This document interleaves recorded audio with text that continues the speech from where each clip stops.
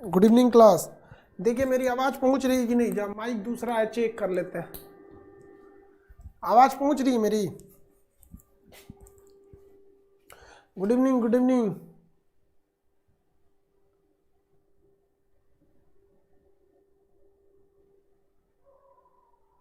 चलिए जरा ये वाला माइक लगाते हैं, आप जरा बताइएगा कि इससे जा रहा है या नहीं। ये दूसरा लिए हो, सोच रहा इतना बड़का लग रहा है, भैंस के पगा दे दिया है। सोच रहा को समझे में नहीं आई कि मास्टर को लगाना है कि भैंस को लगाना है। माइक बनी ले भैंस के साइज का।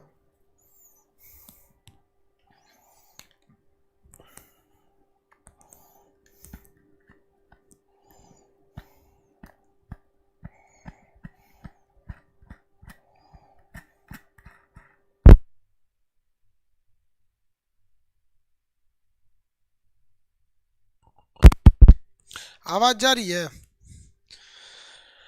अब बताइए तो, आवाज़ आ रहा है कि नहीं आ रहा है?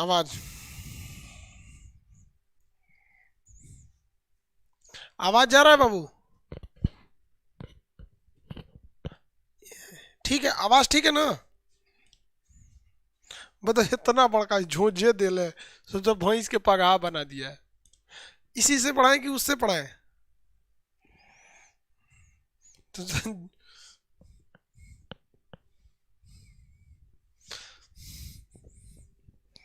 चलिए बाबू, क्या करेंगे, तब इतना बड़ा का माइक दिया जाता है, वो सोच रहा को दिमाग काम नहीं कर रहा था। देखिए आपको हम दर्रा वगैरह बताए थे। आज थोड़ा सा लंबा क्लास लेंगे आपका। लंबा क्लास लेंगे तो कोई तो दिक्कत नहीं होगा किसी को। देखो बबुआ, हम लोग थोड़ा सा झील के बारे में चर्चा करते हैं। किसके बारे में? झील के बारे में। इससे पहले हम आपको दर्रा के बारे में पढ़ा दिए थे। हाँ, सिक्किम में नाथुला मतलब नाक जल गया, उसका ट्रिक बताए थे। नाथुला नाथुला जयलेपला था। दिया यानी दीफू और यांग्याप अरुणाचल प्रदेश, बोमडिला भी अरुणाचल प्रदेश में था। तुजू दर्रा था। कितने लोग बता सकते हैं पालघाट दर्रा किस राज्य में था? कितने लोग बता सकते हैं पालघाट दर्रा किस राज्य में था? पालघाट दर्रा बताइए।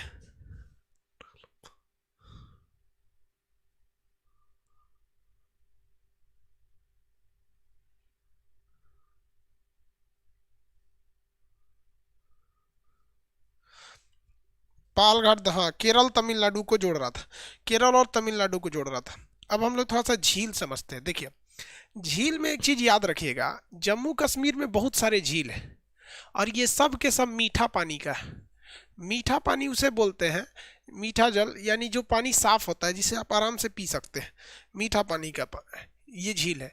जम्मू कश्मीर के झील का एक ट्रिक याद रखिएगा, इसके लास्ट में नाग नागिन जरूर लगा रहेगा। नाग या नागिन लगा रहेगा। जैसे बैरी नाग, शेष नाग, अनंत नाग, कातिश नाल, जितना नाल है, नाग नागिन है, वो सारा का सारा किस में रहेगा? जम्मू कश्मीर में। इस जम्मू कश्मीर में नाग नागिन के अलावे दो तीन ठो और याद रखिएगा। बूलर झील। कौन सा? बूलर झील भारत का सबसे बड़ा मीठे पानी का झील है, बूलर झील। डल झील, जम्मू कश्मीर श्रीनगर इसी डल झील के किनारे, बड़ा सुंदर झील है ये डल झील। डल झील पर क्या होता है, नाव वगैरह चलती है, उसी पे सब्जी वगैरह का मार्केट लगा दिया जाता है डल झील पर। डल झील है कहाँ पर? जम्मू कश्मीर पर है। यहाँ पर डल झील कहाँ पर है? जम्मू कश्मीर पे।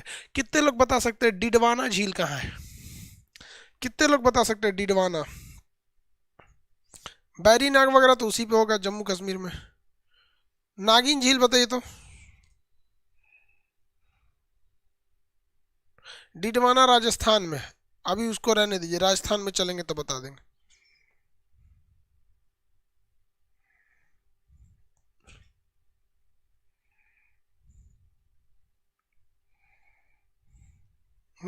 ठीक है, राजस्थान में है, राजस्थान में।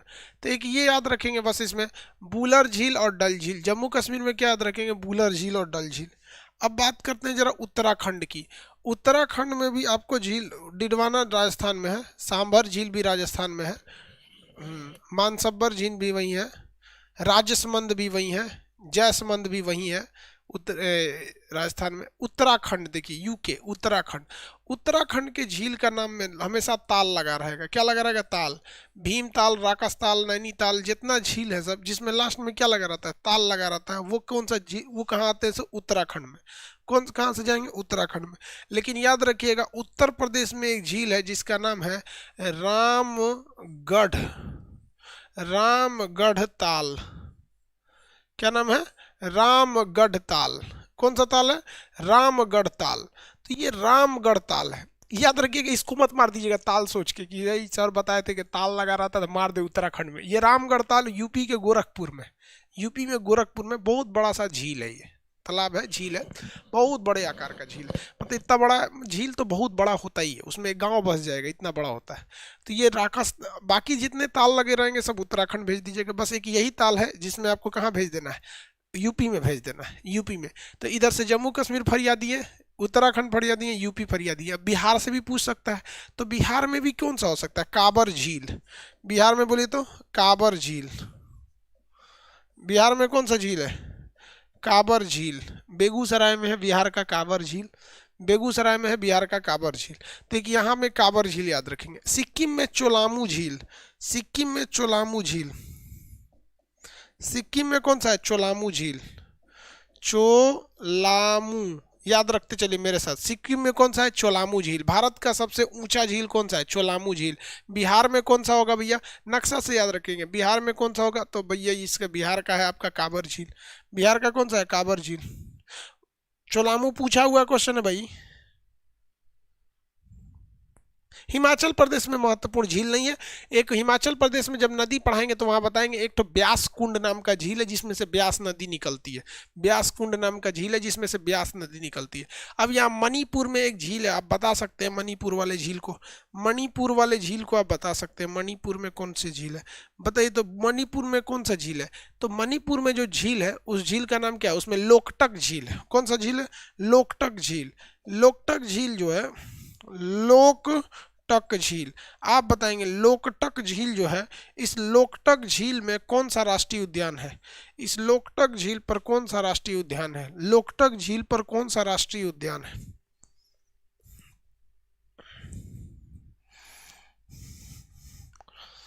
लोकटक झील पर कौन सा राष्ट्रीय उद्यान है?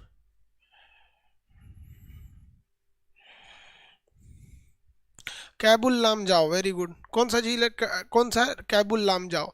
तो एक यहाँ वाला याद हो गया। इस तरह से आपको याद हो गया। जम्मू कश्मीर में बस दो याद रखना है, कौन सा? बुलर झील और डल झील। बुलर झील बड़ा है और मीठे पानी का सबसे बड़ा झील है। मीठे पानी का सबसे बड़ा झील है बुलर झील। डल झील सुंदरता में एक नंबर आता है। डल झील। सोच रहा है करंट मार रहा है। अरे मत मार, रात में मार देगा 11 बजे रात को ही में ढो के हम सूझ जाएंगे। सोच रहा भयानक करंट मार रहा है रे। इसका मतलब पीछे से कोनो चूहा हुआ काट दिया है इसको।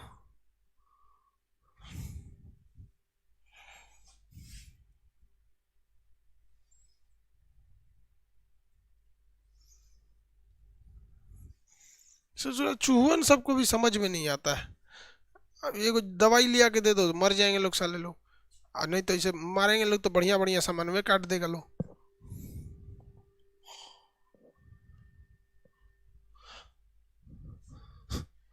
चलिए ध्यान दीजिए इधर,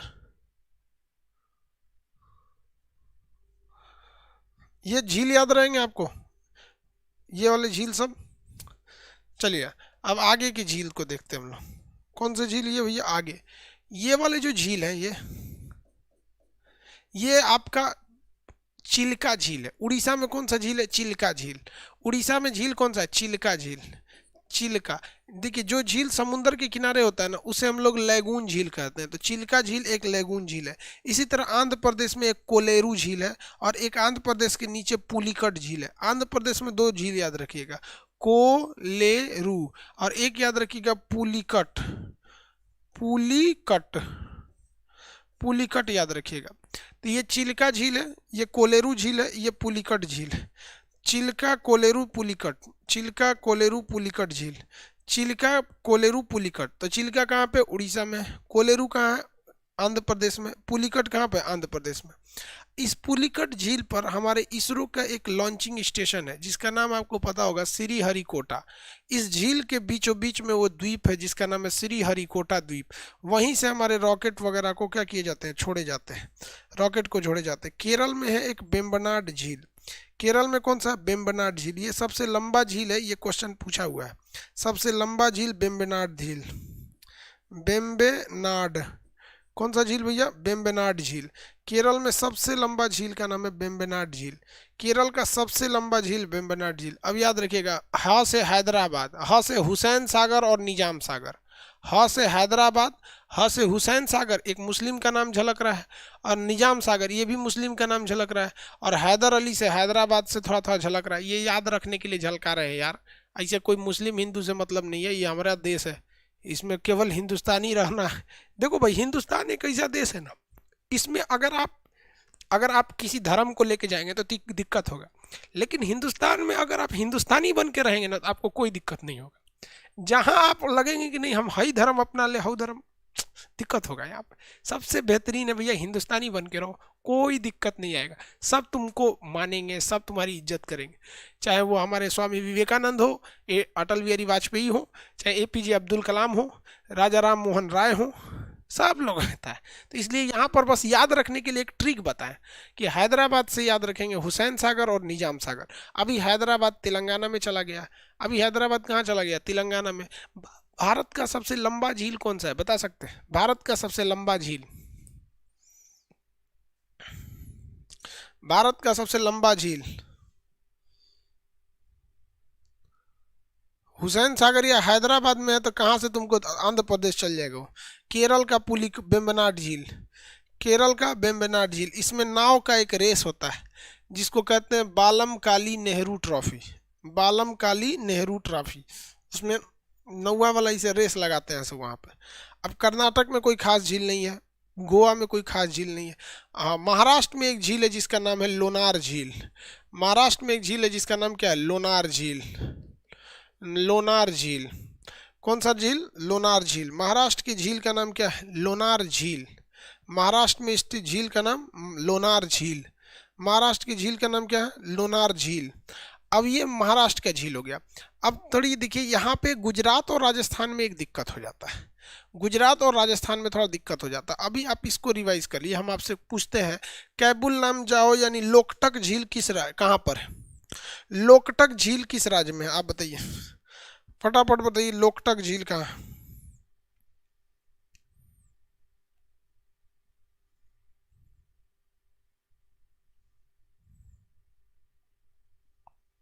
हाँ ठीक है, लोकटक झील मणिपुर में। भारत का सबसे ऊंचा झील,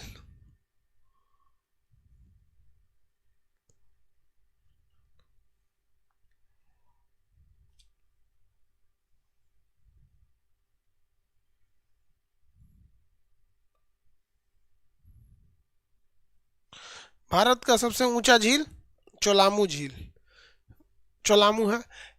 बिहार में कौन सा झील है, काबर झील। बिहार में कौन सा है, काबर झील।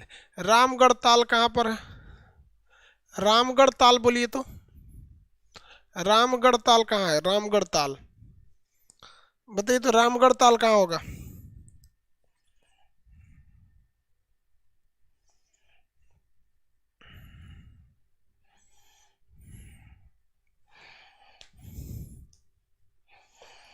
रामगढ़ ताल यूपी में है, very good, Ramgarh Tal UP में। देखिए, वेम्बनाड झील केरल में है, इसी के पास एक अष्टमुडी झील है। वेम्बनाड झील के पास ही एक कौन झील है, अष्टमुडी झील। वेम्बनाड झील के पास एक झील का नाम क्या है, अष्टमुडी झील। कहाँ पर है, वेम्बनाड के पास है। और आपको पता होगा कि यहीं पर एक और छोटा सा झील है जिसका नाम है पेरियार झील, जिसके नाम पर पेरियार राष्ट्रीय परियोजना भी है। तो पेरियार, अष्टमुडी और वेम्बनाड, ये तीनों कहाँ पर है, केरल में है। पेरियार, अष्टमुडी और वेम्बनाड, पेरियार, अष्टमुडी और वेम्बनाड। लोनार झील ये उल्का पिंड अंतरिक्ष से गिरा था जिस वजह से ये बन गया।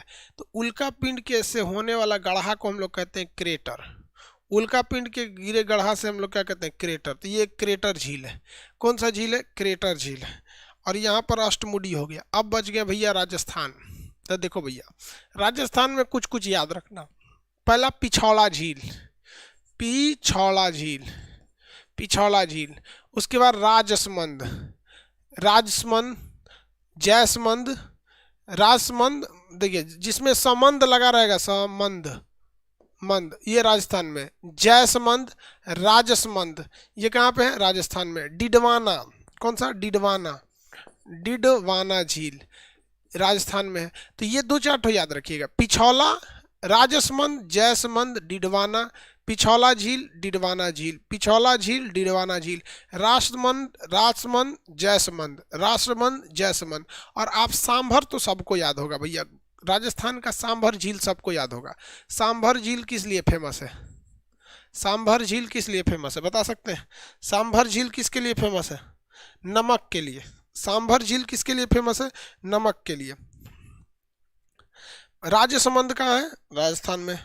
सांभर झील राजस्थान में। फतेह सागर राजस्थान में। मानसबल, मानसबल तो जम्मू कश्मीर में हो जाएगा। फतेह सागर कहाँ पे है? राजस्थान में। फतेह सागर राजस्थान में, फतेह सागर राजस्थान में। देखिए आपको कोई भी चीज़ जल्दी याद नहीं होता है, तो इसके लिए कोई ट्रिक याद रखिएगा। राजस्थान के लोग को ना जीत बहुत प्यारी थी। जीत को क्या कहते हैं? फतेह बोलते हैं, फतेह।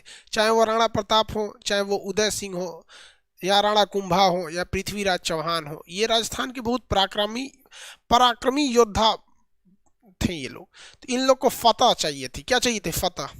क्या राजस्थान के राजाओं को धन दौलत पैसा चाहिए था? नहीं, उन्हें फतह चाहिए थी, फतह, जीत चाहिए थी। तो फतह सागर राजस्थान, फतह सागर राजस्थान। पिछौला झील, यहाँ पर बड़े बड़े मुगल भी आके पिछड़ जाते थे, तो यहाँ से क्या याद रखें? फतेह सागर, पिछौला झील। राजा यहाँ पे बहुत ज़्यादा मिले हैं। आप किस राज्य में सबसे ज़्यादा राजा मिलेंगे? राजस्थान में। तो इसलिए राजा से याद रखें राजसमंद। और राजाओं की हमेशा जय होती है, विजय होती है, तो जयसमंद। क्या होगी? जयसमंद। तो कैसे याद रखेंगे भैया इसको? यहाँ पर फतह सागर, पिछौला झील, राजसमंद, जयसमंद और सांभर सबको याद रहता है। सांभर और डिडवाना इसे याद रखेंगे, सांभर झील और डिडवाना झील, सांभर झील और डिडवाना झील, सांभर झील और डिडवाना झील। हो गया? लंबा में भैया ये वाला है, लंबा वाला बेम्बनाड झील है, लंबा वाला बेम्बनाड झील। जो कि जम्मू कश्मीर में एक और याद रखें, मानसब्बल झील। देखिए जम्मू कश्मीर में कौन सा याद रखेंगे? मानसब्बल झील। जम्मू कश्मीर में एक तो और याद रखेंगे, कौन सा? मानसब्बल झील। जम्मू कश्मीर का एक और झील याद रखेंगे, मानसब्बल झील, मानसब्बल झील। अब एक बात बताइए, मानसब्बल झील किस लिए, कैसे याद रखेंगे? जम्मू कश्मीर से हमें ना 1 रुपया मिलता है, न दिक्कत होता है, लेकिन जम्मू कश्मीर हमारे मान सम्मान की लड़ाई है। जम्मू कश्मीर हमारी नाक की लड़ाई है, मान सम्मान की लड़ाई है। तो सब्बल, मान सब्बल झील। जम्मू कश्मीर की लड़ाई हमारे लिए कैसे है? मान सम्मान की लड़ाई, मान सम्मान की। लेकिन वहाँ नाग और नागिन बहुत बैठे हैं सब, वहाँ नाग नागिन बैठे हैं सब, बैरी नाग, शेष नाग, अनंत नाग, ये डिडवाना झील, सांभर और डिडवाना। देखिए वहाँ पे फतह चाहिए थी, इसलिए फतह सागर। क्या थी? फतह चाहिए थी, फतह सागर। वहाँ में राजा ज्यादा होते थे तो राजसमंद, राजाओं की जीत होती थी तो जयसमंद। सब पीछे रह जाते थे, इनके इनसे आगे कोई नहीं निकल पाता था, पीछे रह जाते थे। पिछौला झील, कौन सा झील? पिछौला झील। अरे यार बफरिंग क्या करेगा? ससुरा बफरिंग कर रहा है, काहे बफरिंग करेगा ये?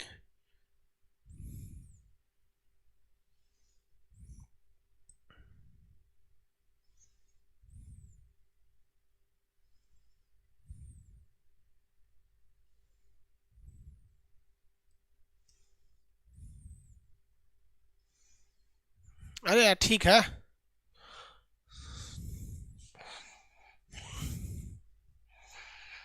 सर वो पूछा, सर आपका नाम क्या है? क्या करेगा वो नाम जान के? ये याद रखो ना, ये सब काम आएगा। महाराष्ट्र में क्रेटर निर्मित झील कौन सा है?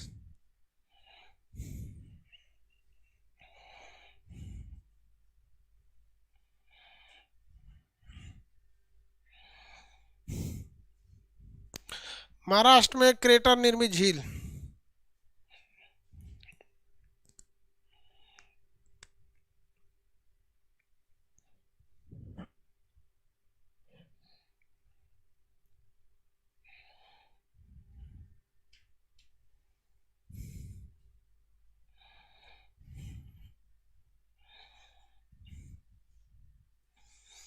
झील सब समझ में आ गया। अब झील से क्वेश्चन पूछेंगे तो बता देंगे, टोटल झील से क्वेश्चन पूछेंगे तो आपको बताना पड़ेगा। बताइए तो, अष्टमुडी झील, अष्टमुडी झील, बताइए अष्टमुडी झील, कौन सी झील? अष्टमुडी झील, झील का नाम बोलिए। अष्टमुडी झील, कौन सी झील? अष्टमुडी झील, केरल। हाँ, पेरियार झील, केरल, ठीक है। आप बताइए तो, रामगढ़ ताल, रामगढ़ ताल, रामगढ़ ताल, हाँ ठीक है, फटाफट बताइए, हम धड़ाधड़ पूछते जाते हैं। रामगढ़ ताल। डल झील, डल झील,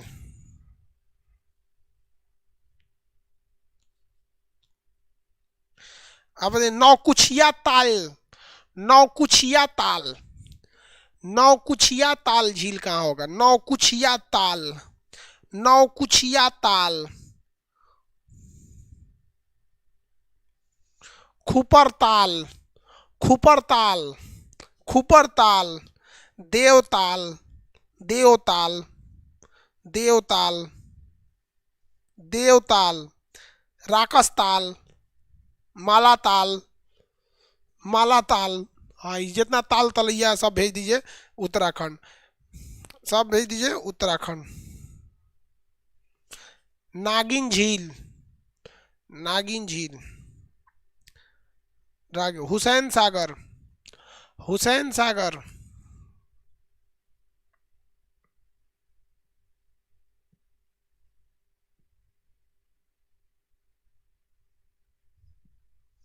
हाँ हुसैन सागर पूछ रहे हैं। आंध्र प्रदेश, अरे वही है तो हैदराबाद में, हैदराबाद। निजाम सागर वही आंध्र तेलंगाना है, और वहाँ पे कोलेरू और पुलिकट झील, कोलेरू और पुलिकट झील।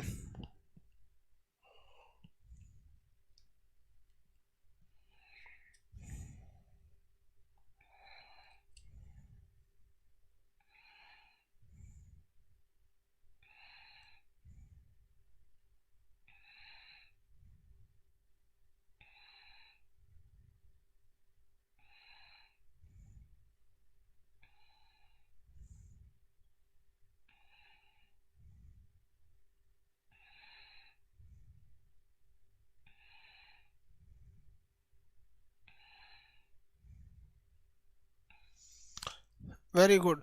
केरल के तीनों झील के नाम बताइए, केरल के तीनों झील के नाम।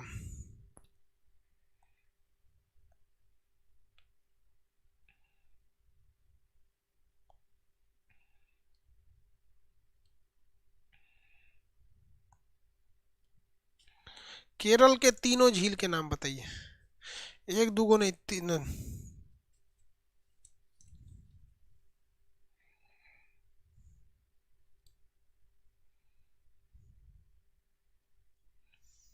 तीनों के नाम, हाँ तीनों, तीनों ठीक है, ठीक है। पेरियार, अष्टमुडी और पश्च सागर, पेरियार हो गया।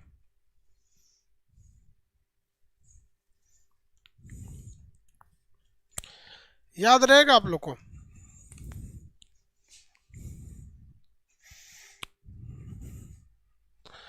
याद रहेगा ना?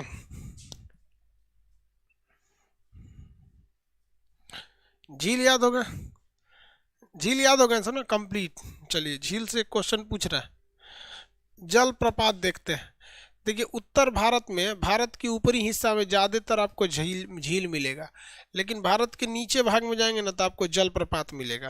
क्या मिलेगा? जलप्रपात मिलेगा। कितने लोग बता सकते हैं हुंडरू जलप्रपात किस नदी पर है? झारखंड में हुंडरू जलप्रपात, मध्य प्रदेश में आपका धुआंधार जलप्रपात, कर्नाटक में आपका जोग या गरसोप्पा या सरावती नदी पर स्थित है। तमिलनाडु में कितने लोग बता सकते हैं हुंडरू जलप्रपात किस नदी पर है? तो झारखंड में स्वर्ण रेखा नदी पर।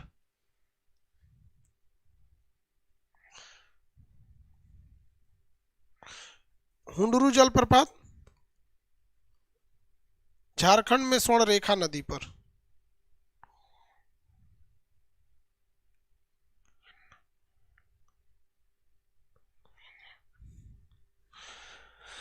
झारखंड में स्वर्णरेखा नदी पर, किस पे याद रखें, झारखंड में स्वर्णरेखा नदी पर। हुंडरू जलप्रपात झारखंड में स्वर्णरेखा नदी पर। यह है आपका मध्य प्रदेश का नर्मदा नदी।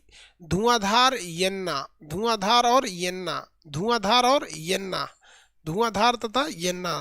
शरावती नदी पर, शरावती नदी पर जोग या गरसोप्पा या महात्मा गांधी, शरावती नदी पे जोग गरसोप्पा या महात्मा गांधी, शरावती नदी पे जोग गरसोप्पा या महात्मा गांधी जलप्रपात, शरावती नदी पे जोग गरसोप्पा या महात्मा गांधी जलप्रपात।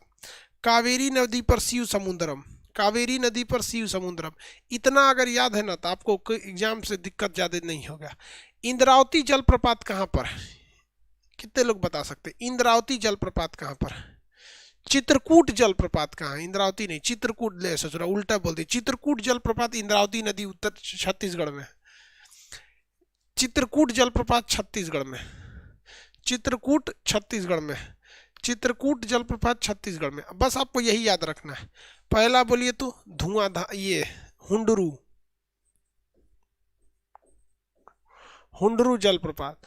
दूसरा धुआंधार, धुआंधार और एक येन्ना, धुआंधार और येन्ना। महात्मा गांधी या जोग, जोग या महात्मा गांधी, जोग या महात्मा गांधी। चित्रकूट, चित्रकूट। शिव समुद्रम,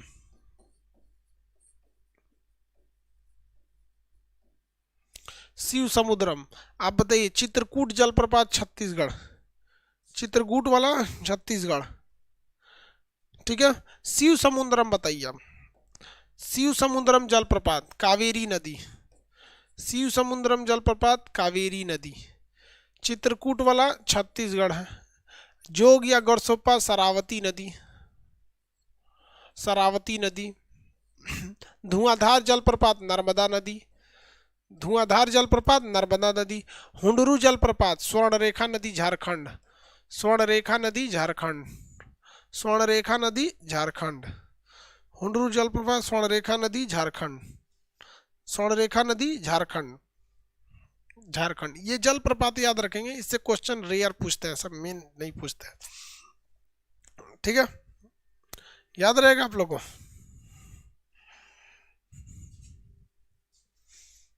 कि कहाँ चला गया रे तुम, इधर आओ, तू कहाँ जा रहा है। जलप्रपात में किसी को दिक्कत,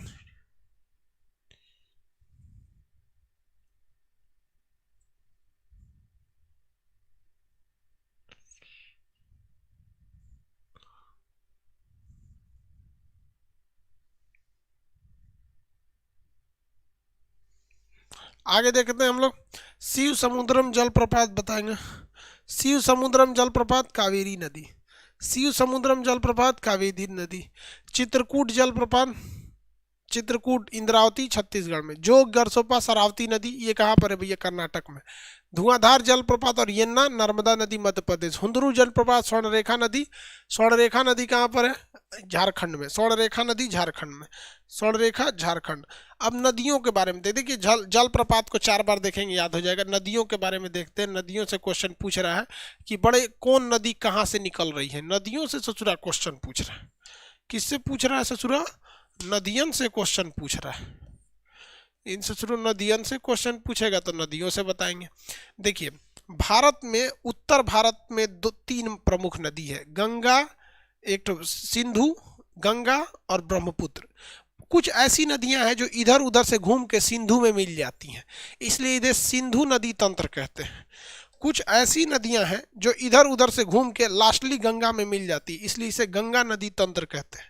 और कुछ ऐसी नदियां हैं जो इधर उधर से घूम के ब्रह्मपुत्र में आके मिल जाती है, इसलिए इसे ब्रह्मपुत्र नदी तंत्र कहते हैं। तो मेनली हिंदुस्तान में, उत्तर भारत में 3 सिस्टम काम करते हैं।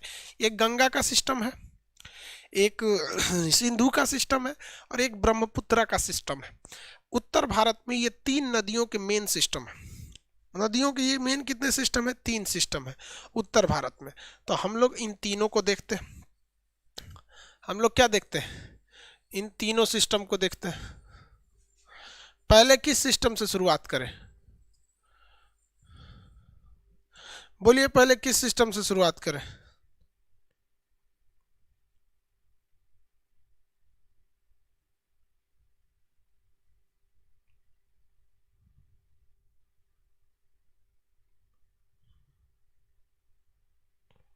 सिंधु से। सिंधु से, तो चलिए हम सिंधु से ही स्टार्ट करते हैं। कैसे स्टार्ट करते हैं? सिंधु से। देखिए, सिंधु जलप्रपात जो है आपका, वो सिंधु नदी वो निकलती चाइना से। कहाँ से निकलती? चाइना से। चाइना से निकलती सिंधु नदी और पाकिस्तान में चली जाती। कहाँ चली जाती? पाकिस्तान में, सिंधु नदी। अब इसकी लंबाई चौड़ाई नहीं पूछेगा आपसे, सीधा पूछेगा सिंधु नदी कहाँ से निकलती है, तो मानसरोवर झील से। कहाँ से? मानसरोवर झील से। मानसरोवर झील से।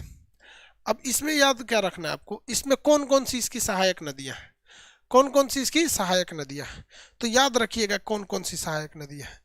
जिंदगी भर आपको झेलना पड़ेगा। क्या करना पड़ेगा? झेलना पड़ेगा। जिंदगी भर आपको झेलना है। कब? अगर आपने चरस खा लिया तो। चरस एक प्रकार का नशा है जो जहर का काम करता है, तो ये झेलना पड़ेगा। अगर आपने जिन चरस नाम का विष खा लिया तब, तो झेलना से हो जाएगा झेलम, च से हो जाएगा चिनाब, र से हो जाएगा रावी, स से हो जाएगा सतलज, बीस से हो जाएगा ब्यास। झेलम चिनाब रावी सतलज ब्यास। झेलम चिनाब रावी सतलज ब्यास। झेलम चिनाब रावी सतलज ब्यास। झेलम चिनाब रावी सतलज ब्यास। झेलम चिनाब रावी सतलज ब्यास। ये किसकी नदियां हैं? सिंधु की सहायक नदियां हैं। सिंधु की सहायक नदियां हैं। तो देखिए, ये झेलम नदी है यहाँ से, झेलम नदी। और झेलम नदी से भी बड़ी नदी है आपकी चिनाब नदी। कौन सी नदी? चिनाब नदी। झेलम चिनाब, देखिए झेलम चिनाब रावी नदी उसके बाद आएगी, रावी नदी। सारी नदियां इसमें मिल जाएगी। सतलज नदी, सतलज नदी भी भारत से नहीं निकलती है, ये भी निकलती है इसी से, और जाके किस में मिलती है? चिनाब में मिलती है। ब्यास नदी जो है इसमें जाके मिल जाती है। यानी देखिए, सिंधु में क्या हो रहा है कि मेन जो नदी है वो सिंधु नदी है, और इस सिंधु नदी में एक ही आके मिलती है, वो कौन सी? सतलज नदी आके मिलती है, सॉरी चिनाब नदी आके मिलती है। कौन सी नदी मिलेगी? चिनाब नदी आके मिलेगी। तो सतलज की सिंधु की सबसे बड़ी सहायक कौन सी है? सतलज है, क्योंकि सतलज में, सॉरी चिनाब है। सबसे बड़ी सहायक कौन सी है भैया? चिनाब नदी है। चिनाब में आके कौन सी मिलती है? झेलम। चिनाब में ही आके कौन सी मिल जाती है? सतलज। और ये चिनाब जो आके किस में मिल जाती है? सिंधु में मिल जाती है। तो सिंधु ये नदी हो गई मेन नदी, इसकी सबसे बड़ी सहायक हो जाएगी चिनाब। चिनाब में जाके मिलेगी सतलज, इसी में जाके मिलेगी झेलम, इसी में मिलेगी रावी, इसी में मिलेगी ब्यास। तो झेलम चिनाब रावी सतलज ब्यास, ये सब किसकी सहायक नदियां हैं? सब सिंधु की सहायक नदियां हैं सब। इससे क्वेश्चन कैसे पूछेगा, ध्यान से समझिएगा। क्वेश्चन कैसे पूछेगा, ध्यान से समझिएगा। इसमें क्वेश्चन पूछेगा कि इनमें से किस नदी का उद्गम भारत में नहीं होता है। तो सिंधु और सतलज का उद्गम भारत में न होकर इसका उद्गम, यानी जो इसका ओरिजिन होती है, ये मानसरोवर झील से होती है। कहाँ से होती है? मानसरोवर झील से। कहाँ से होगी भैया? मानसरोवर झील से होती है। इसका उद्गम कहाँ से होता है? मानसरोवर झील से। अरे यार, चाइना से होता है। उत्तराखंड कौन बोल रहा है?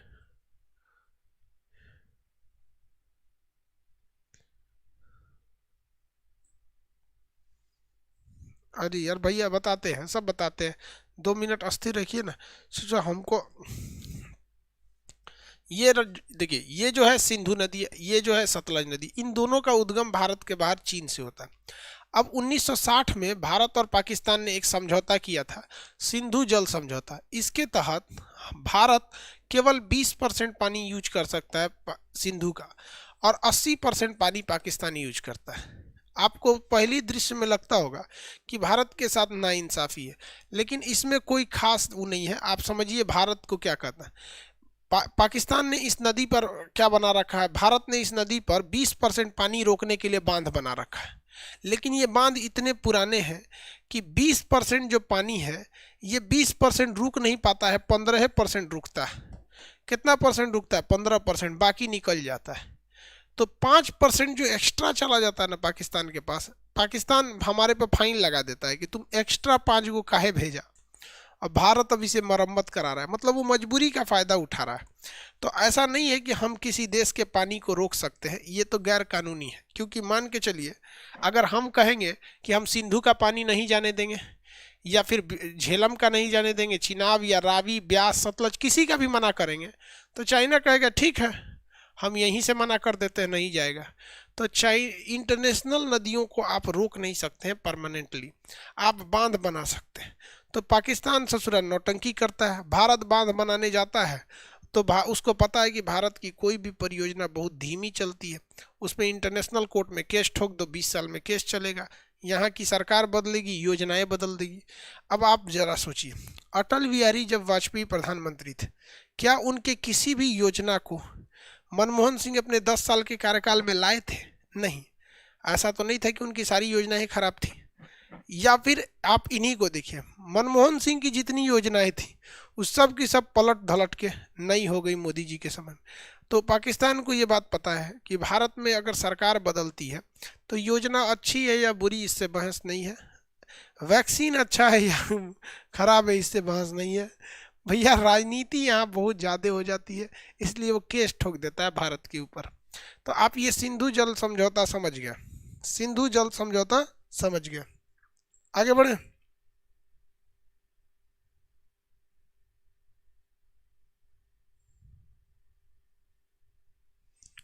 चलिए आगे देखते हैं। ये वाला हो गया भैया आपका कौन सा, सिंधु जल समझौता। अब इसमें कुछ पूछता है आपसे कि इस पे कौन कौन सी वो थे सब। देखिए कि कौन कौन सा बांध था, तो देखिए शाबाश दूल्हा, शाबाश दूल्हा तू झेल, बिया कैले तो हम झेलेंगे, शाबाश दूल्हा तू झेल, शाबाश दूल्हा तू झेल। सा से होता है सालाल परियोजना, बा से होता है बलगिहार परियोजना, स से होता है सतलज परियोजना, दुल्हन दूल्हा से होता है दुल्हस्ती परियोजना। ये सारी परियोजनाएं चिनाब नदी पर हैं, क्योंकि सिंधु की सबसे बड़ी सहायक नदी है चिनाब नदी, इसमें पानी ज़्यादा रहता है। तो इस चिनाब नदी पे बहुत सारे परियोजनाएं हैं। सब कौन कौन सी परियोजना है भैया, तो सालाल बलगिहार सतलज दुल्हस्ती, सालाल बलगिहार सतलज दुल्हस्ती किस पर है, चिनाब नदी पर। किस पर है, चिनाब नदी पर है।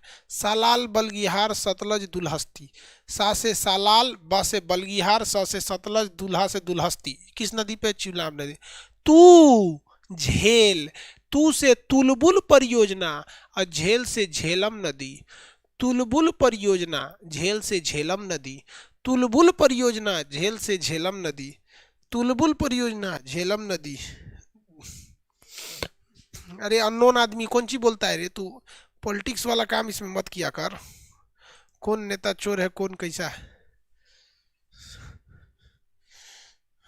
तो अपना देखो लोग, नेतागिरी छोड़ दो। 3 चीज में कभी किसी को दिमाग मत देना, एक धर्म वाले मैटर पे, एक लड़की वाले मैटर पे, एक राजनीति वाले मैटर पे। ये 3 साल ऐसा मैटर है कि आपका कुछ सुनेगा ही नहीं, वो अपने वाला करेगा। इसलिए जहाँ ये 3 चीज की बात हो वहाँ चुपचाप निकल जाइए साइड में, क्योंकि ये 3 ऐसे चीज है जो पढ़े लिखे लोग के बस की नहीं है। अब पढ़े लिखे लोग को यहाँ पर, ये एकमात्र 3 ऐसा जगह है जहाँ पढ़े लिखे लोग की वैल्यू नहीं है। नेतागिरी में पढ़े लिखे की वैल्यू नहीं है। लड़की पटाने जाओगे, पढ़े लिखे रहोगे तो पैंट शर्ट अच्छा से पहनोगे, डिसिप्लिन में रहोगे, हाँ आइए बैठिए, तो कहेगी दूर से सुरत कहेंगे ये कैसे लड़का है, एकदम बूढ़ है, इसको तो डिसिप्लिन नहीं है, ऐसे रहना चाहिए, ये बाल झाड़ा रहना चाहिए, आधा लाल बाल, आधा हरा बाल, आधा पीला बाल, यही सब खोजेगी। धर्म के मैटर में तो सोचा पढ़बे मत करना, तो लोग सुनबे नहीं करेगा। चलो याद देगा,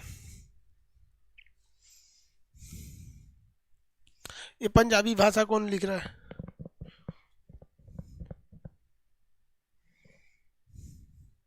चलिए देखिए बबुआ यहाँ समझिए, शाबाश दूल्हा तू झेल, इसे शॉर्टकट में आप अपने कलम कॉपी से कहीं लिख लेंगे। सालाल परियोजना, बलगिहार परियोजना, सतलज परियोजना, दुल्हस्ती परियोजना, ये सारी परियोजना सिंधु की सबसे बड़ी सहायक चिनाब नदी पर है। तू झेल से तुलबुल परियोजना झेलम नदी पर, तुलबुल परियोजना झेलम नदी, तुलबुल परियोजना झेलम नदी पर, तुलबुल परियोजना झेलम नदी पर। सिंधु नदी का कितना प्रतिशत इस्तेमाल कर सकते हैं? तो हम 20%। सिंधु नदी पहाड़ों को जहाँ काटती है, वहाँ दो पहाड़ों को काट के जब निकलती है तो उसे कहते हैं सिंधु गार्ज। पहाड़ों के बीच जब कटाव ज्यादा हो जाता है तो उसे गार्ज कहते हैं। सतलज जब चीरते हुए निकलती है तो उसे कहते हैं सतलज गार्ज। तो ऐसा थोड़ी ना होगा किसी घोंचू लड़का ने ये क्वेश्चन गलत कर देगा कि एग्जाम में पूछेगा कि सतलज गार्ज कौन बनाता है, तो बोल देगा गंगा नदी। अरे भैया, सतलज गार्ज सतलजे बनाएगा? हाँ, अरे ऐसा कोई क्वेश्चन थोड़ी ना गलत कर देगा कि सिंधु गार्ज कौन बनाती है, तो मार देंगे कि आप यमुना नदी। ऐसा थोड़ी होता है यार। अब कोई कहेगा खान सर की पत्नी से शादी कौन किया था, तो कोनो दूसर का नाम ले लोगे आप, हम ही किए होंगे। बेवकूफ, ऐसा ऐसा क्वेश्चन थोड़े ना गलत करेंगे आप लोग, ये तो खुद ही बोल देगा एग्जाम में।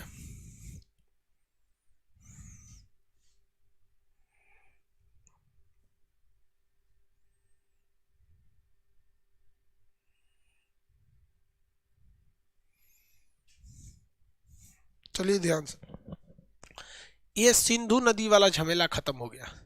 कौन सा झमेला खत्म हो गया? सिंधु नदी। सिंधु नदी में फाइनली जाके मिलती है कौन सी? चिनाब। सिंधु की सबसे बड़ी सहायक कौन सी है? चिनाब।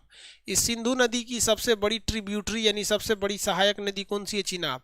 सबका पानी लेके सिंधु नदी कहाँ चली जाती है? कराची। कहाँ चली जाती है? कराची।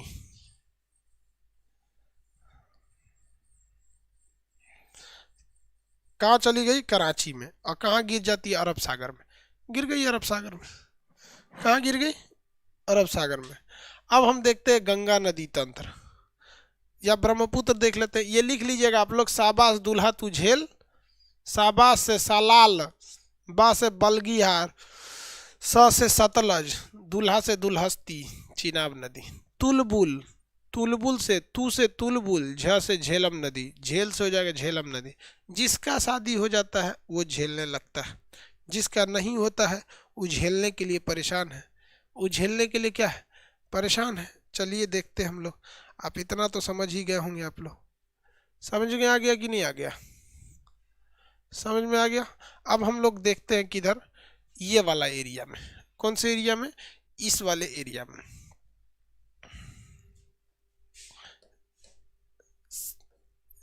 गंगा तंत्र बाद में, पहले ब्रह्मपुत्र तंत्र पढ़ लेते हैं। पहले छोटका छोटका पढ़ के निपटा देते हैं, उसके बाद ब्रह्मपुत्र तो पढ़ना ही है, गंगा तंत्र।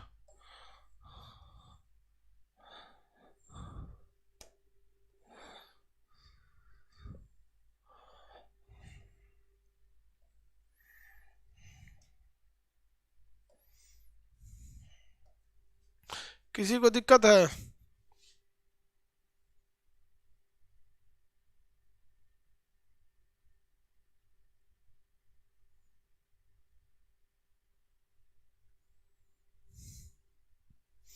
ट्रिक का फुल फॉर्म फिर से देखो भैया, ट्रिक का फुल फॉर्म लिख देते हैं।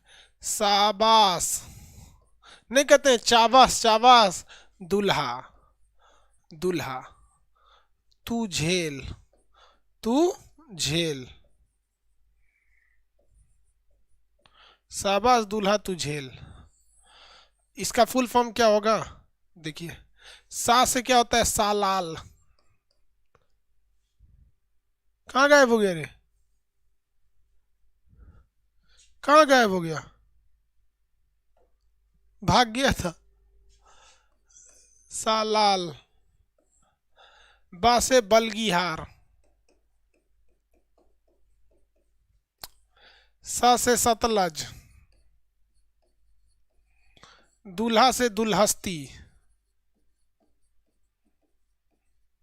ये सारी परियोजनाएं किस नदी पर है? चिनाब। कैसे याद रखेंगे? क्योंकि चिनाब जो है वो सिंधु की सबसे बड़ी सहायक है। और इतनी परियोजनाएं, इतने बांध, इतने बिजली घर कोई छोटी नदी पे बनाएंगे तो नदी बंद हो जाएगी, कहीं हम नहीं बहेंगे। सोच रहा है इतना रोक रहा है हमको, तो इसके लिए कौन सी है? चिनाब।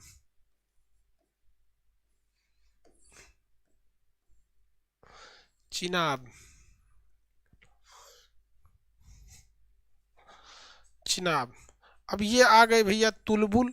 तू से तुलबुल, तुलबुल, तुलबुल परियोजना, झेलम नदी, तुलबुल परियोजना झेलम नदी,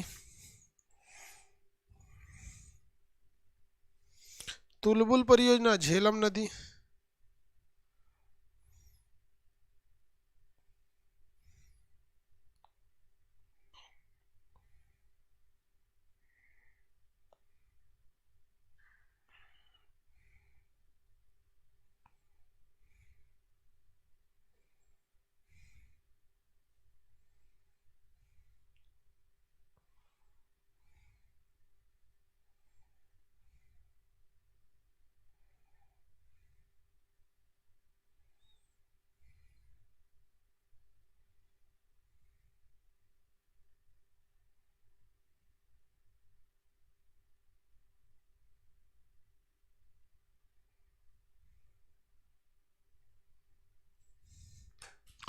हो गया, लिख लिए भाई।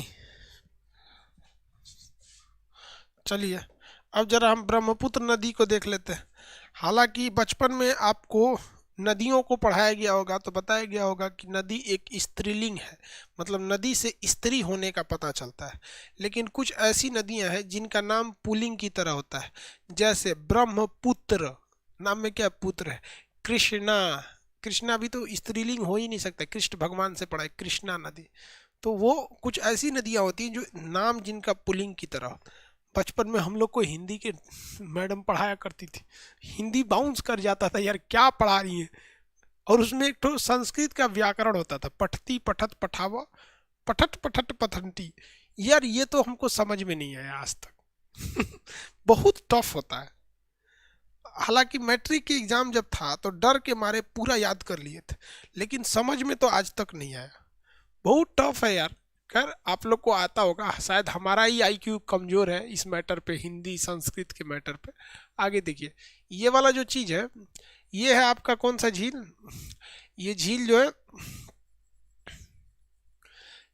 राका नहीं, मानसरोवर झील है। ये मानसरोवर झील से नदी निकलती है, इस झील का नाम है ब्रह्मपुत्र नदी। ब्रह्मपुत्र नदी मानसरोवर झील से, और ये ब्रह्मपुत्र नदी असम में चली जाती है, बंगाल में गिर जाती है। ब्रह्मपुत्र नदी से कई क्वेश्चन आते हैं, इसके कई नाम हैं। ब्रह्मपुत्र नदी को सांगपो भी कहते हैं, सांगपो। इसी ब्रह्मपुत्र नदी को हम लोग क्या कहते हैं, इस ब्रह्मपुत्र नदी का एक और नाम है, सांगबो के अलावे एक और नाम है, उसे क्या कहते हैं भैया, तो प्योंगयोंग कहते हैं। इसी को हम लोग क्या कहते हैं, दिहांग कहते हैं। लेकिन आपसे बस यही पूछेगा तिब्बत में इसे क्या कहते हैं, सांगपो, इतना ही याद रखिएगा। तिब्बत में इसे क्या कहते हैं, सांगपो ये कहते हैं, ये याद रखिएगा। अब इसकी कुछ सहायक नदियां हैं, उन्हें भी आपको याद रखना है। इसमें सबसे प्रमुख है तीस्ता नदी, बंगाल में इसका विवाद चलता है। ममता बनर्जी कहती हैं कि हम इसका पानी बांग्लादेश को देवे नहीं करेंगे। अरे भैया ये कोई बात है, आप कौन संस्कृति को मानती हैं दीदी जी, बांग्लादेश मतलब ममता बनर्जी दी। अरे भैया हम लोग भारत के सनातन संस्कृति के हैं, वसुधैव कुटुंबकम। हमारे यहाँ तो जानवरों को लोग दया की भाव से देखते हैं। हाँ, हम लोग जानवरों को भी अपने मतलब आप देखिए, हमारे यहाँ अगर कोई खाना खा रहा है, बगल में कोई बंदर आ जाता है तो भाई हम लोग उसको भी खाना खिला देते हैं, लो भैया तू भी खा ले, है कि नहीं। हम लोग उस पे आप करिएंगे पनीर नहीं जाने देंगे। अरे भाई साहब ये फालतू राजनीति का है की बात है। पानी चाहिए तो बिहार से बोलिए ना। कितना पानी चाहिए। हाँ, बगले में कोसी नदी है, एक बार विस्फोट करके उड़ा देते हैं लोग उधर का मिट्टी, विस्फोट करेंगे लोग उधर मिट्टी उड़ जाएगा और उधर से घूम जाएगा। फिर इतना पानी जाएगा ना बंगाल में, इतना पानी जाएगा बंगाल में कि घर घर मछली मारी जाएगी, घर घर पे मछली मारी जाएगी, कोई दिक्कत नहीं आएगा। यार बिहार बर्बाद हो गया पानी की वजह से, और आप खामखा में शेख हसीना से झगड़ा ले रही हैं। भाई इंटरनेशनल रिलेशन में झगड़ा लेना अच्छी बात नहीं होता है। आप बताओ भाई, हमको अपने पड़ोसियों से झगड़ा करना चाहिए?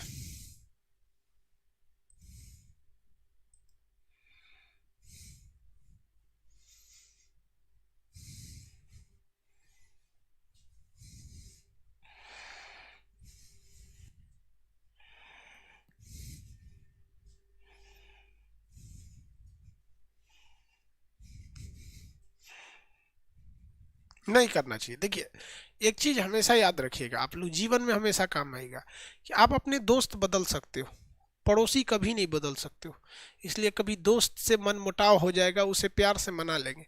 पड़ोसी से कभी झगड़ा लड़ाई नहीं करना चाहिए, और अक्सर लोग पड़ोसी से लड़ाई कर लेते हैं।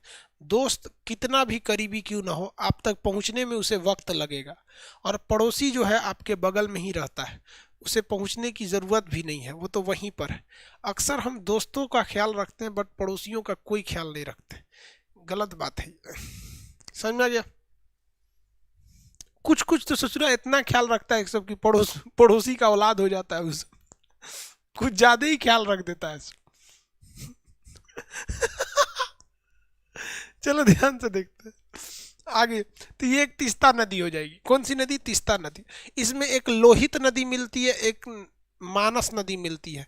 मानस नदी के नाम पर ही मानस अभ्यारण्य था। तीस्ता लोहित, देखिए ये तीस्ता है और ये लोहित है। लोहित, लोहित किसकी सहायक है? ब्रह्मपुत्र की। लोहित किसकी सहायक है? ब्रह्मपुत्र की। ये कौन सी है भैया? तो ये है भैया हमारी मानस नदी। ये तीस्ता नदी है। तीस्ता नदी कहाँ से निकलती है भैया? सिक्किम के पास से निकलती है। कहाँ से? तो यहाँ एक जगह है दार्जिलिंग। देखिए किसी किसी फेमस नदियों का उद्गम पूछेगा, किसी किसी फेमस नदियों का उद्गम पूछेगा, तो कौन से जगह पे? दार्जिलिंग वाला। कौन सा? दार्जिलिंग वाले पे। कौन से वाला पूछेगा? दार्जिलिंग वाले पे पूछेगा। किस पे पूछेगा? दार्जिलिंग वालों पे पूछेगा कि कहाँ से निकलती है भैया? दार्जिलिंग से निकलती है। कहाँ से? दार्जिलिंग से निकलती है, दार्जिलिंग से। और किस में जाके मिल जाती है? ब्रह्मपुत्रा में मिल जाती है। किस में जाके मिल जाएगी? ब्रह्मपुत्रा में। ब्रह्मपुत्रा का बहुत बड़ा ड्रेनेज नहीं है, बट अकेले ब्रह्मपुत्रा में इतना पानी रहता है, इतना पानी रहता है कि भारत में सबसे बड़ी यानी पानी की मात्रा में ब्रह्मपुत्र है।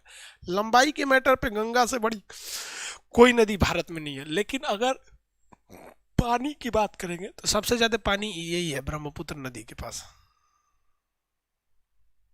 सबसे ज्यादा पानी कौन रखा है? ब्रह्मपुत्र नदी। सर्वाधिक पानी ब्रह्मपुत्र नदी। किसी को दिक्कत?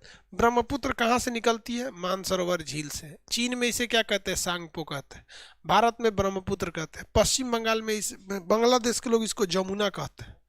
क्या कहते हैं? जमुना। यमुना नहीं, जमुना।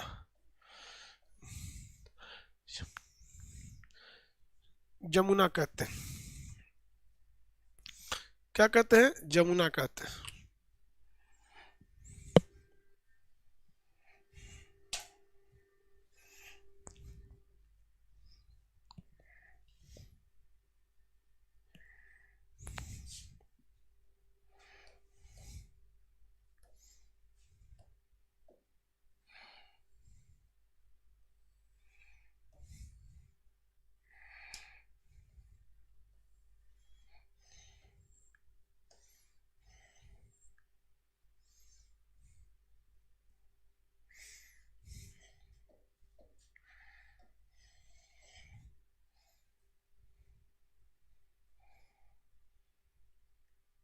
अब हम कौन सी नदी देखते हैं? गंगा नदी तंत्र। कौन सा देखते हैं? गंगा नदी तंत्र। देखिए गंगा नदी तंत्र में कौन सा है भैया? ध्यान से देखिए, गंगा नदी तंत्र में आपका आता है गंगा। यहाँ देखिए ये है आपकी गंगा नदी। अब गंगा नदी यहाँ से कैसे निकलेगी? ये गंगा ये उत्तराखंड से निकलती है, गंगोत्री के पास से। गंगा कहाँ से निकलती है? एक तो वीडियो अलग से है, यूट्यूब पे देखेंगे उसको, वो लंबा कहानी है, केवल गंगे के पास। तो ये गंगा नदी निकलती है यूपी बिहार बंगाल होते हुए चली जाती है वहाँ पे। किस में जाके मिल जाती है? तो ब्रह्मपुत्र में मिल जाती है।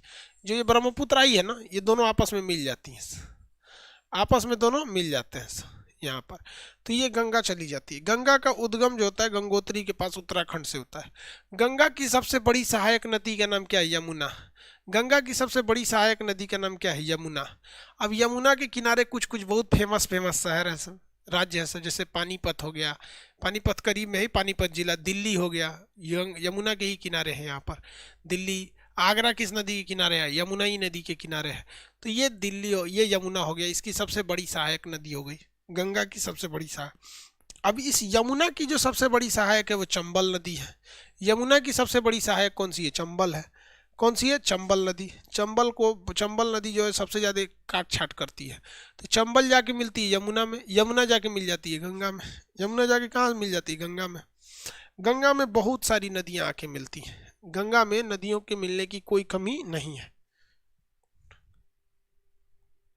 हाँ, पद्मा आगे जाके मिलाएंगे। मेघना बनेगा, अभी बंगाल में जाने दीजिए, फिर मिलाते हैं।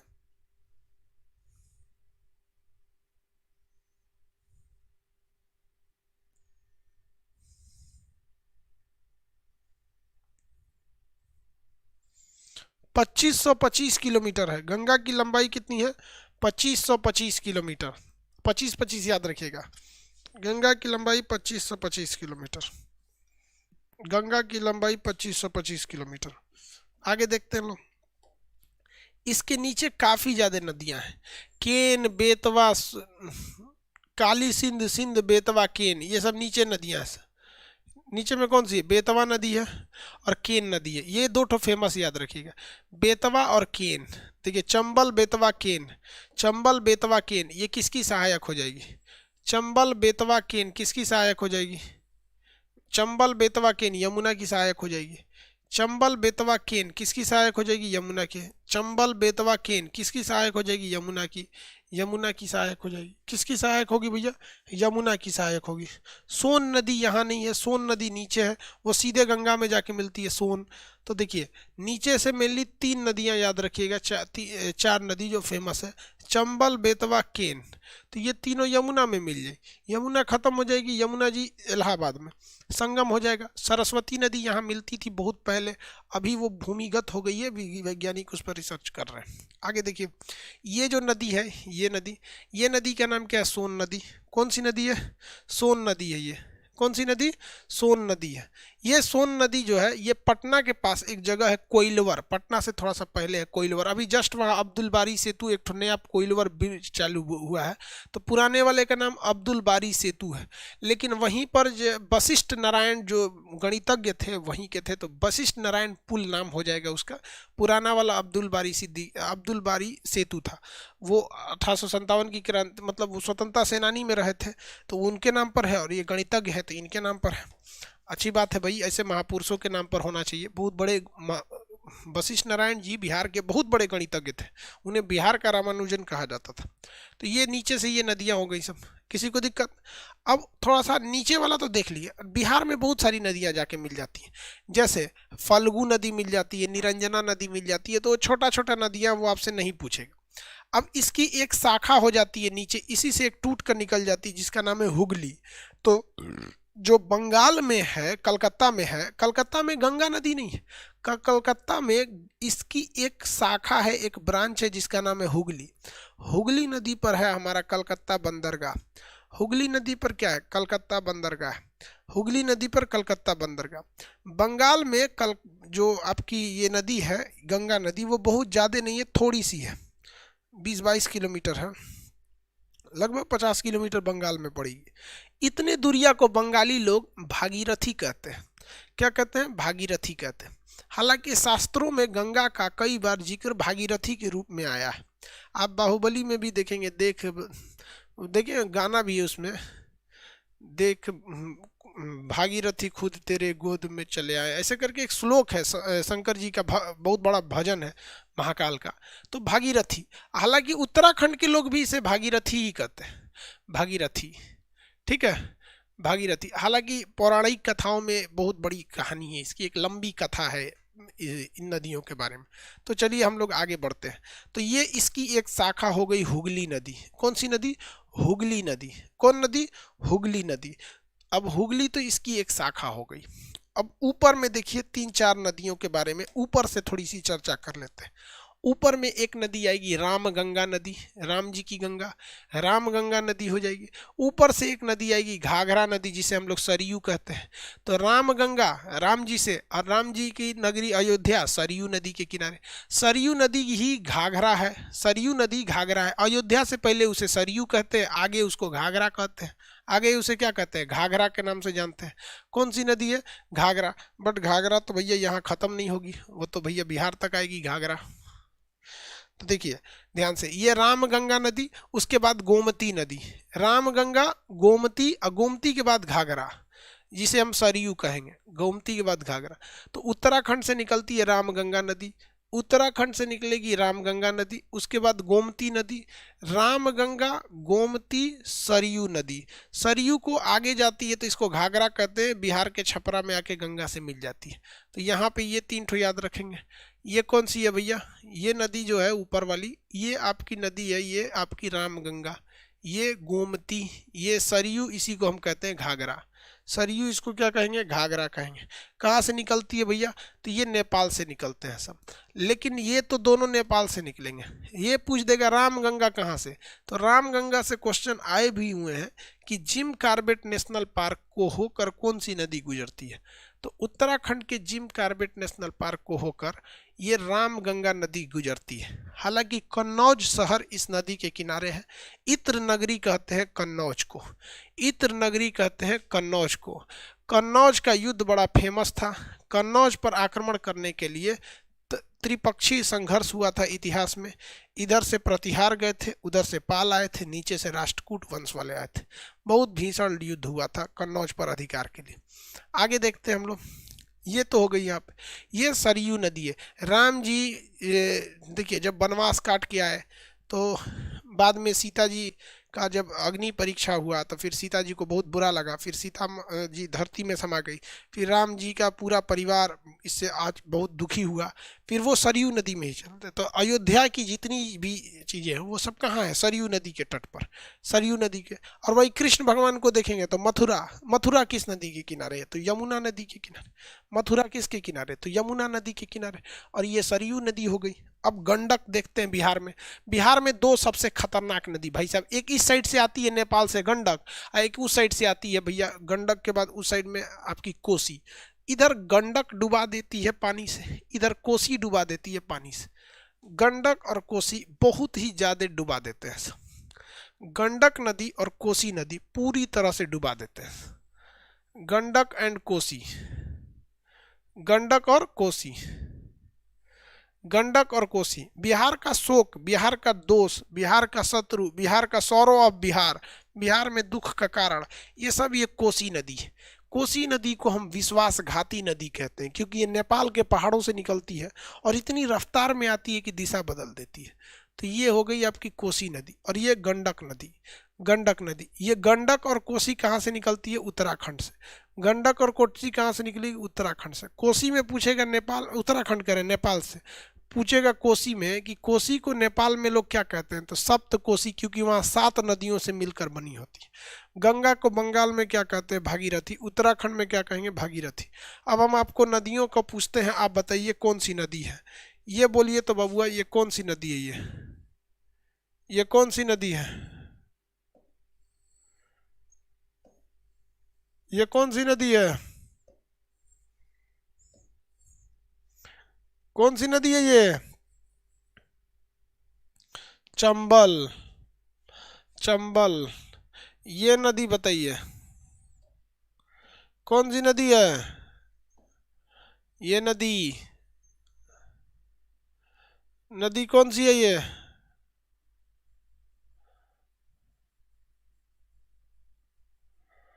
सोन नदी।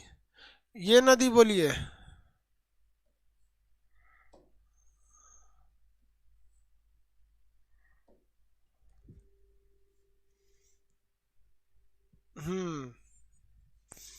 इस नदी को बंगाल में उसी नदी की शाखा है हुगली नदी।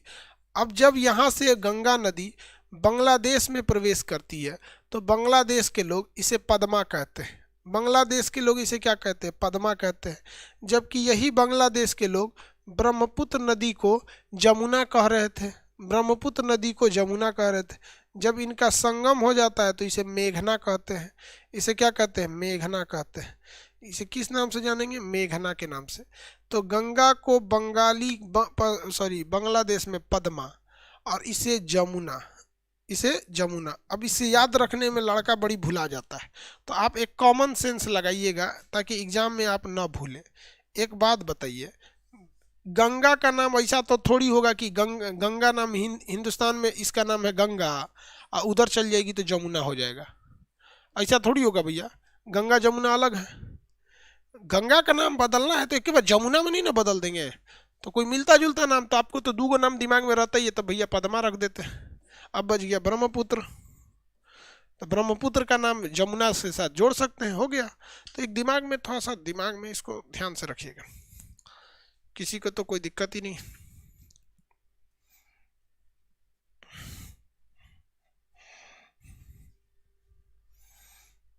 आगे बढ़े।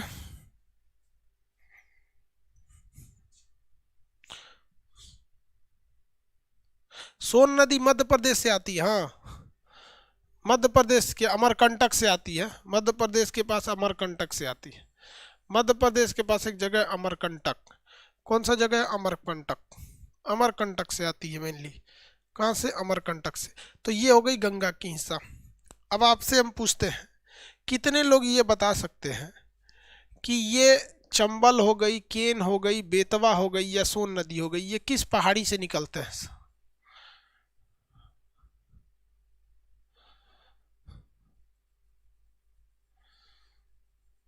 किस पहाड़ी से निकलते हैं? हम नहीं बताएंगे, आप बता देंगे तो ठीक है, नहीं बताएंगे तो हम बतेबो नहीं करेंगे। पहाड़ बता दिए। एगो बोकवा कर रहा है सतपुड़ा। अरे बौका, सतपुड़ा अगर हेलेगी तो ये ना है रे बकलोलवा सतपुड़ा। मतलब नदिया को तुम पहाड़ हिला रहा है कि सतपुड़ा हेल के बाद, नर्मदा हेलने के बाद, नर्मदा को नदी कहिए रुका रुका, नर्मदा जी थोड़ा रुक जाइए, हमको हेल जाने दीजिए विंध्याचल। फिर विंध्याचल है रे बकलोलवा, सतपुड़ा नहीं है रे, वो विंध्याचल है, विंध्याचल है। विंध्य पर्वत भी बोल सकते हैं या विंध्याचल भी बोल सकते हैं, विंध्य भी कह सकते हैं, विंध्याचल भी कह सकते हैं। अब देखिए, गंगोत्री से निकलती है गंगा, यमुनोत्री से निकलती है यमुना। यमुनोत्री के पास एक बहुत ही फेमस पर्वत है, उस पर्वत का नाम कितने लोग बता सकते हैं? उस पर्वत का नाम है बंदर पूंछ। यमुनोत्री के पास एक बहुत फेमस पर्वत है जिसका नाम है बंदर पूंछ। क्या नाम है? बंदर पूंछ। बंदर पूंछ पर्वत से निकलती है।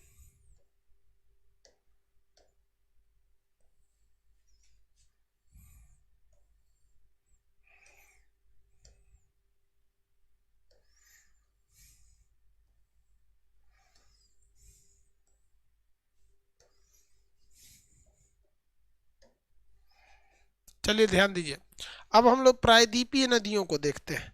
ये तो नदी इधर वाली थी, सिंधु नदी और उसका पूरी फैमिली, बीच में गंगा नदी और उसकी फैमिली, और इस साइड में थी आपकी ब्रह्मपुत्र नदी और उसकी पूरी फैमिली। अब हम लोग को देखना है इस साइड में प्रायद्वीपीय नदियों में। तो ये यहाँ से याद रखेंगे, ये बड़ी महत्वपूर्ण जगह है अमरकंटक। यहाँ से सोन नदी ऊपर चली जाएगी, नर्मदा नदी इधर आ जाएगी और महानदी उधर चली जाएगी। तो ये हो गई महानदी और ये हो गई सोन नदी और ये हो गई हमारी नर्मदा नदी। नर्मदा नदी। तो ये अमरकंटक जो है बहुत ही धार्मिक जगह है। अमरकंटक बहुत ही धार्मिक जगह है। अमरकंटक से कितनी नदियां निकलती हैं? 3 नदियां। अमरकंटक से कितनी नदियां निकलती हैं? 3 नदियां निकलती हैं। कौन कौन सी वो 3 नदियां निकलती हैं? तो ऊपर में निकलती हैं आपकी सोन नदी, ऊपर में सोन, पूरब में मध्य महानदी और पश्चिम दिशा में आपका नर्मदा नदी। पश्चिम दिशा में नर्मदा नदी। नर्मदा नदी और इसी नर्मदा नदी के नीचे से निकलती है सतपुड़ा, ताप्ती नदी। नर्मदा के नीचे से ताप्ती नदी। ये दोनों नदियां पर्वतों के बीच में बहती हैं। नर्मदा के ऊपर में है तो आपका विंध्याचल पर्वत और नीचे में है सतपुड़ा पर्वत, और सतपुड़ा के नीचे में आपकी ये ताप्ती है, ताप्ती के नीचे आपके कौन सी पर्वत है भैया? अजंता पर्वत।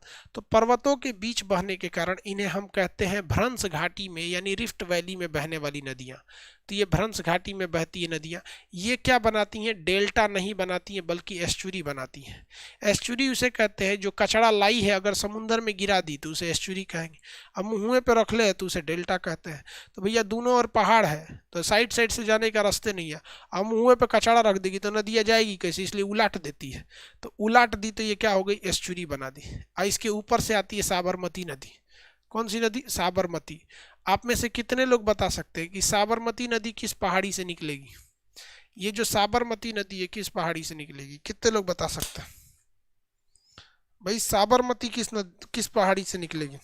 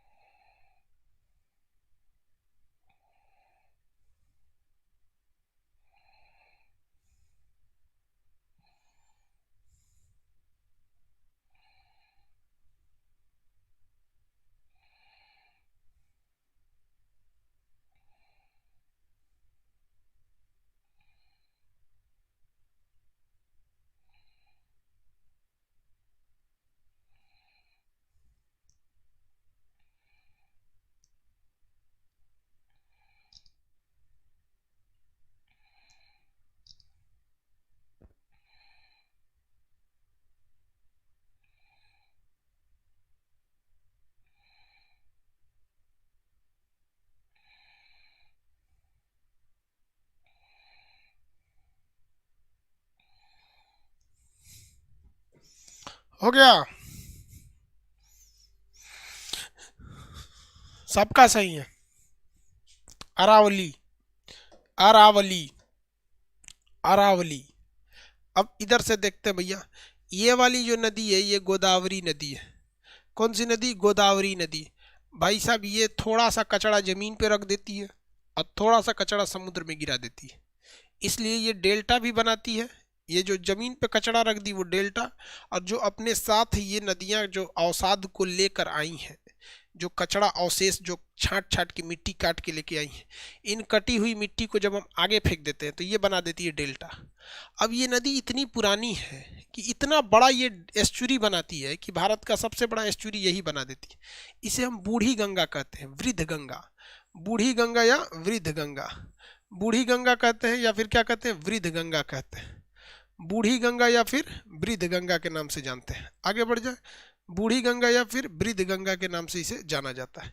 इसे दक्षिणी गंगा कहते हैं क्योंकि गंगा के सर जस्ट दक्षिण में, इसे काफी पवित्र नदी माना जाता है, तो इसे दक्षिणी गंगा या फिर बूढ़ी गंगा कहते हैं।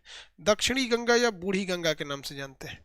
ठीक इसके नीचे बहती है कृष्णा नदी, महाराष्ट्र से ही निकलती है। कौन सी नदी? कृष्णा नदी। ठीक इसके नीचे कौन सी निकलती? कृष्णा नदी। ये है आपका कृष्णा नदी और ये है गोदावरी नदी। इन दोनों के बीच की जगह को हम कहते हैं केजी बेसिन, जो गैस और पेट्रोलियम के लिए बहुत ज़्यादा महत्वपूर्ण है। KG basin. कौन सा? KG basin. किसके लिए? KG basin. कौन सा जगह भैया? KG basin. तो ये आपका हो गया, यहाँ ध्यान दीजिए, ये हो गया आपका केजी बेसिन से गोदावरी, के से हो जाएगा कृष्णा। तो कृष्णा एवं गोदावरी के बीच में जो जगह है उसे हम क्या कहते हैं? केजी बेसिन कहते हैं। क्या कहेंगे?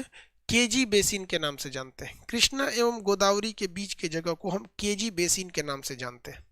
कृष्णा एवं गोदावरी के बीच की जगह को केजी बेसिन के नाम से जानते हैं, जो गैस एवं पेट्रोलियम के लिए बहुत ही ज़्यादा फेमस है। गैस एवं पेट्रोलियम के लिए बहुत ही ज़्यादा फेमस है।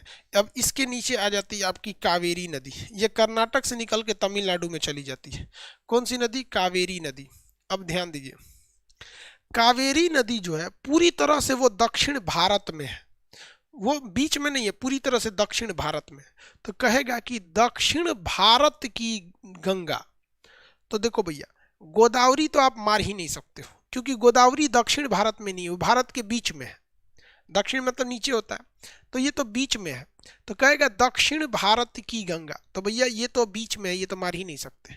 तो ये हो जाएगी कावेरी नदी। लेकिन कहेगा कि दक्षिणी गंगा, तो भैया मेन गंगा के तुलना में, मेन गंगा के तुलना में तो ये तो दक्षिण में है ही है, तो मेन गंगा की तुलना में कहेगा दक्षिणी गंगा, तो हो जाएगी गोदावरी नदी। बूढ़ी गंगा तो गोदावरी नदी। लेकिन जब कहेगा कि दक्षिण भारत की गंगा, तो ये तो दक्षिण भारत में है ही नहीं, ये तो मध्य भारत में है। तो दक्षिण भारत की गंगा कावेरी नदी। दक्षिण भारत की गंगा कावेरी नदी। बोलिए, दक्षिण भारत की गंगा कावेरी नदी। दक्षिण भारत की गंगा कावेरी। दक्षिण भारत की गंगा कावेरी नदी।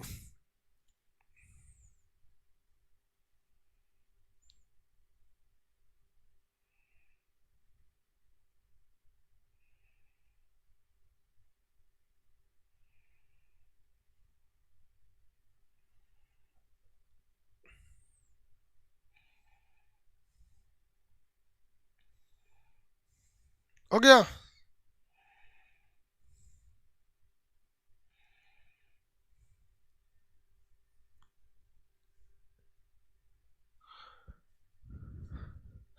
चलिए बढ़िया है। तो अब हम आपको कुछ याद करा देते हैं कि कौन सी नदी निकलती कहाँ से है। मेरी ओर देखते चलिए और याद करते चलिए कौन सी नदी कहाँ से निकलती है। देखिए, कावेरी निकलती है ब्रह्मगिरी पर्वत से। कावेरी निकलेगी कर्नाटक के ब्रह्मगिरी। कावेरी कर्नाटक के ब्रह्मगिरी। कावेरी कर्नाटक के ब्रह्मगिरी। कावेरी कर्नाटक के ब्रह्मगिरी। कावेरी कर्नाटक के ब्रह्मगिरी। कावेरी कर्नाटक के ब्रह्मगिरी। कावेरी कर्नाटक के ब्रह्मगिरी। कावेरी कर्नाटक के ब्रह्मगिरी। कावेरी कर्नाटक के ब्रह्मगिरी। अब देखते हैं ये कौन सा हो जाएगा भैया? ये आपकी कृष्णा नदी। कावेरी के ऊपर कृष्णा नदी, ये महाबलेश्वर, कृष्णा नदी महाबलेश्वर, कृष्णा नदी महाबलेश्वर, कृष्णा नदी महाबलेश्वर, कृष्णा नदी महाबलेश्वर, कृष्णा नदी महाबलेश्वर।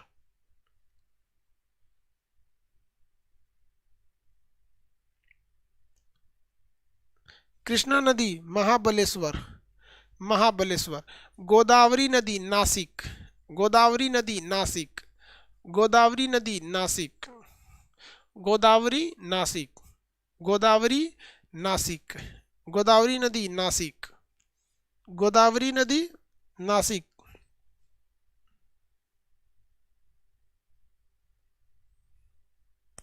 बेसिन क्या होता है? नदी, नदी के पानी जहां तक फैल सकता है, बाढ़ आने के बाद नदी का पानी जहां तक फैल जाता है उसे हम लोग कहते हैं नदी का बेसिन है। वो क्या है? नदी का बेसिन है। यानी नदी के अगल बगल के जो जितने जिला रहते हैं उसे हम क्या कहते हैं? नदी बेसिन कहते हैं। क्या कहेंगे? नदी बेसिन कहेंगे। याद रहेगा। अब देखिए अमरकंटक से कितनी नदियां? भैया अमरकंटक से 3 नदियां। अमरकंटक में कितनी नदियां? 3 नदियां। अमरकंटक से कितनी नदियां? 3 नदियां। कौन कौन सा? भाई साहब देखिए, ये है नर्मदा, ये है आपकी सोन, और ये है आपकी महानदी। नर्मदा, सोन, महानदी। नर्मदा, सोन और महानदी। नर्मदा, सोन और महानदी। नर्मदा, सोन और महानदी। नर्मदा, सोन और महानदी। नर्मदा, सोन और महानदी।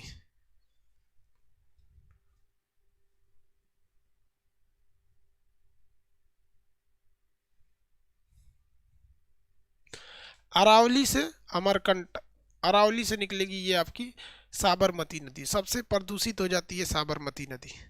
सबसे प्रदूषित कहेगा तो साबरमती नदी। सबसे प्रदूषित कहेगा तो साबरमती नदी। सबसे प्रदूषित साबरमती नदी। महात्मा गांधी, अरे साबरमती वो तो हो गया। आगे बढ़े।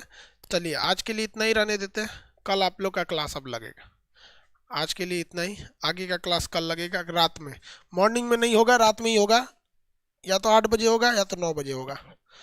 नोटिफिकेशन भेज देंगे।